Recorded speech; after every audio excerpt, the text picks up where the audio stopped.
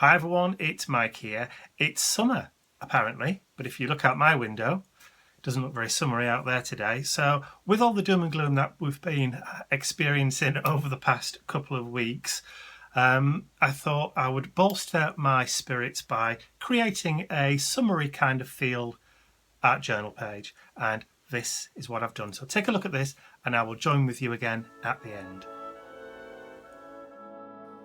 So this is my Small Dilutions journal, the 5x8 inch one, and I'm going to use the Mod Podge matte medium to stick down this napkin that was sent to me in Happy Mail by Linda Simpson. So all I'm doing is just gluing down the napkin. I've already removed the other two plies away from it, so this is just the one top layer of the napkin. I'm just going to stick it down and then seal it with the matte medium, and then give it a real good blast with the heat gun to make sure it's all nice and dry before I move on to my next layer.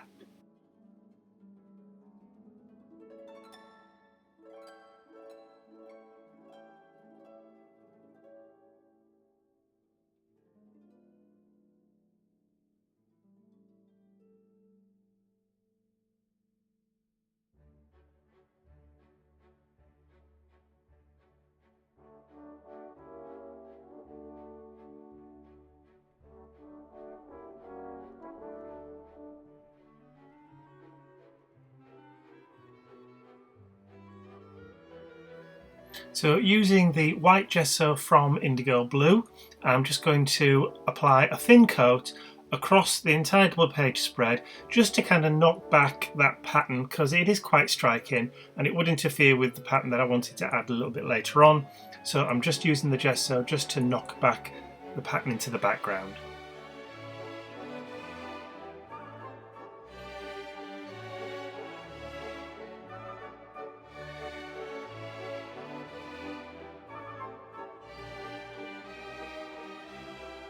So for my next layer I'm going to be using this vine leaf stencil from Ross Papercrafts that I've had in my stash for ages, and the fern leaf archival ink from Ranger, and using the ink blending tool I'm just going to apply the ink through the stencil all over the double page spread. So I'm going to do the right hand page first, and then I'm going to move the stencil over onto the left hand side and cover the entire page, but I'm going to fade out slightly towards the left hand side, so you'll see that I don't go quite as heavy once I actually start getting over to the left. And this is because I wanted the highest concentration on the right hand side of the page, but in the end it didn't really matter. But that was my original thought for this page, was that it would be darker on the right hand side, fading out to the left, but it didn't quite turn out like that.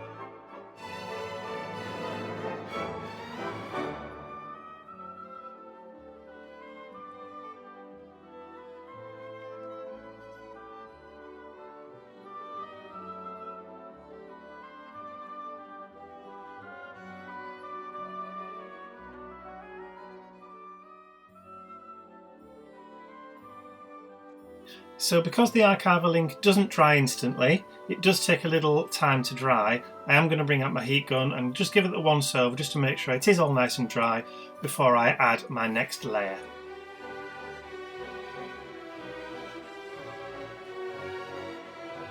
So for my next layer I'm going to use this rose red acrylic paint from Reeves and some heavy carvable modelling paste from Winsor & Newton, and I'm going to just mix the two together quite loosely on my worktop. I am doing it on a non-stick heat resistant craft mat, so it will just wipe off when I'm done. I'm just mixing up the colour loosely because I'm not too bothered if it does get a kind of raspberry ripple kind of effect in there, because it does help to give a bit of depth to what I'm going to be using the stencil for. And as you can see, this is the rose stencil from Indigo Blue, and I'm just going to pass through all that moulding paste through this stencil quite liberally because I want a lot of depth and dimension on it.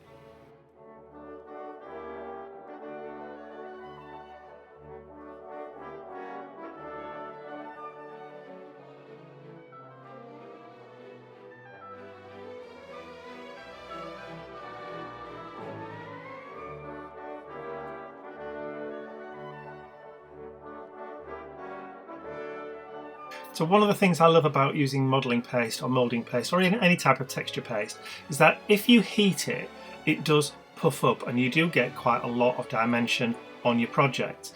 And if you do it to already thick modelling paste, you get a really good effect, and that's exactly what I'm going to do. So I'm going to heat it until it all puffs up, and then it will dye back.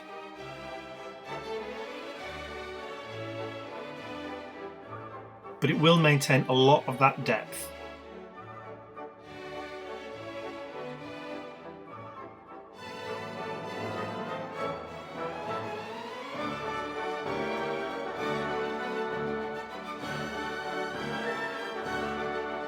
So now the modelling paste is all dry, I can remove all the excess tissue paper from around the outside of my art journal pages. So I'm just going to use a pair of scissors and just cut all the way around, but I'll just jump to the end because you don't want to sit and watch me do all that.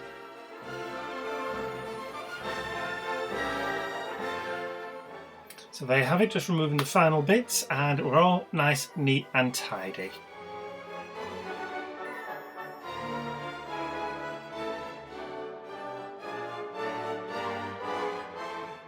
So what the page needs now is some kind of border or a frame. So I'm going to bring out the Rose Madder archival ink, again from Ranger, and one of the ink blending tools. I'm just going to add a nice kind of pink border all the way around the double page spread.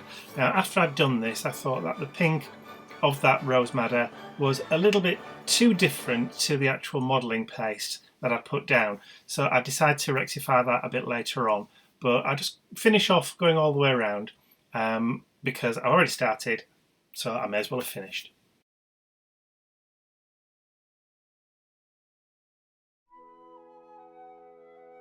So the next stage is for me to add my quote or my phrase to my page, and for this I'm just drawing with a pencil using the Dilutions journaling block a couple of wavy lines so that I've got a guide for writing. I'm going to do a handwritten quote on this page, not something I do very often, but I thought that it needed it today, and that's exactly what I'm going to do.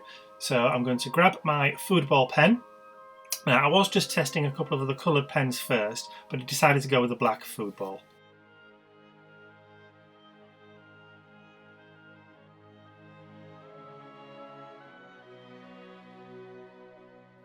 And the quote I'm using today is by a French writer and poet called Gérard de Nerval, and he has the distinction of having a little bit of a legend around him. Now, apparently he had a pet lobster called Theobald. Apparently he used to take it out for walks on a leash around Paris.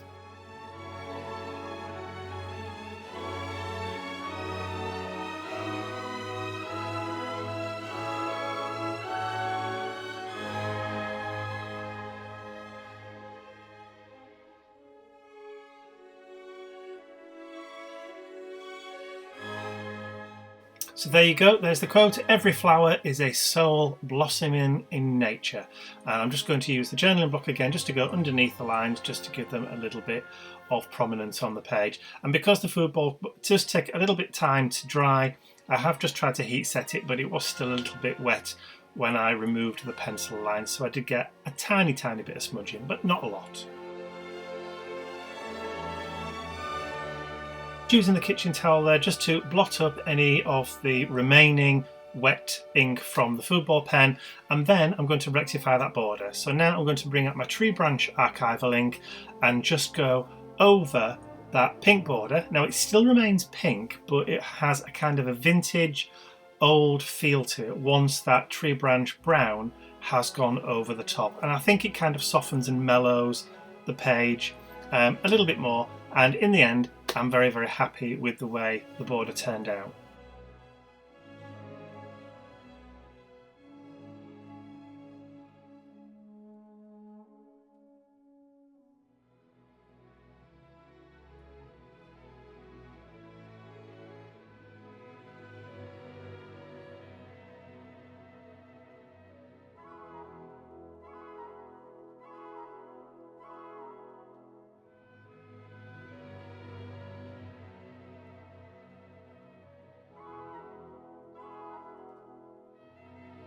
And just bringing a little bit of that ink further into the page just to make sure that it all hangs together, if you know what I mean.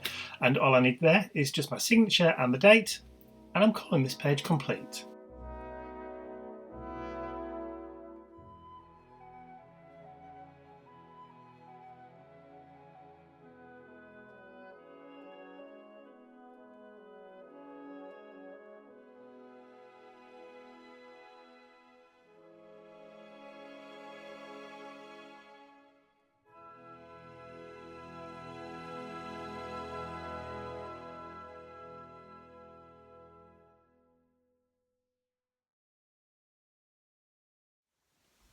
So the page is completely, well, almost dry. The modelling paste underneath there is still a little bit damp. So what I'm going to do is I'm going to leave this to dry completely overnight before I even attempt to close the pages, because it probably will end up cementing the pages together, and we don't want that, do we?